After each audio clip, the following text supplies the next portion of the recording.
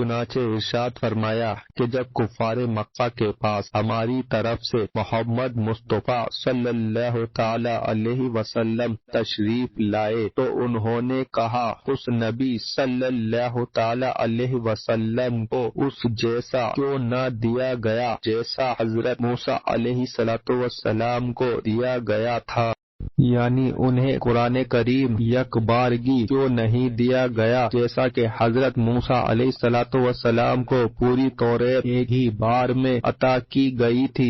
یا اس کے یہ معنی ہے کہ سرکار دو عالم صلی اللہ تعالی علیہ وسلم کو عصا اور روشن ہاتھ جیسے وہ معجزات کیوں نہ دیے گئے جو حضرت موسیٰ علیہ السلام کو دیے گئے تھے۔ اس کا پس منظر یہ ہے کہ یہودیوں نے کفار قریش کو پیغام بھیجا کہ وہ نبی کریم صلی اللہ تعالی علیہ وسلم سے حضرت موسیٰ علیہ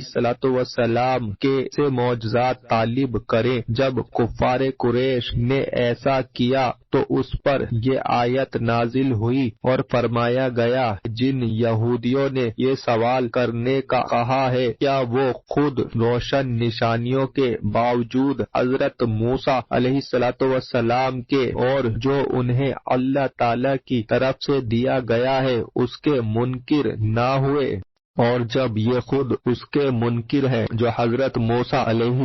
السلام کو دیا گیا تو کس منہ سے اس کا مطالبہ سید المرسلین صلی اللہ تعالی علیہ وسلم سے کرنے کا کہہ رہے ہیں؟ بعض مفسرین فرماتے ہیں کہ کفار قریش تمام انبیاء اکرام علیہ السلام کے منکر تھے، اور جب انہوں نے یہودیوں کے کہنے پر رسول کریم صلی اللہ تعالی علیہ وسلم سے حضرت موسیٰ علیہ السلام جیسے معجزات طالب کیے تو اس پر اللہ تعالیٰ نے ارشاد فرمایا کیا کفار مکہ نے اس کا انکار نہیں کیا تھا جو حضرت موسیٰ علیہ السلام کو دیا گیا؟ اور جب یہ حضرت موسیٰ علیہ السلام کو دیے جانے والے معجزات کے منکر ہیں تو پھر ان جیسے معجزات کا مطالبہ کیوں کر رہے ہیں؟ مکہ کے مشرکین نے مدینہ کے یہودی سرداروں کے پاس قاصد بھیج کر دریافت کیا کہ محمد مصطفیٰ صلی اللہ تعالی علیہ وسلم کے بارے میں سابقہ کتابوں میں کوئی خبر ہے؟ انہوں نے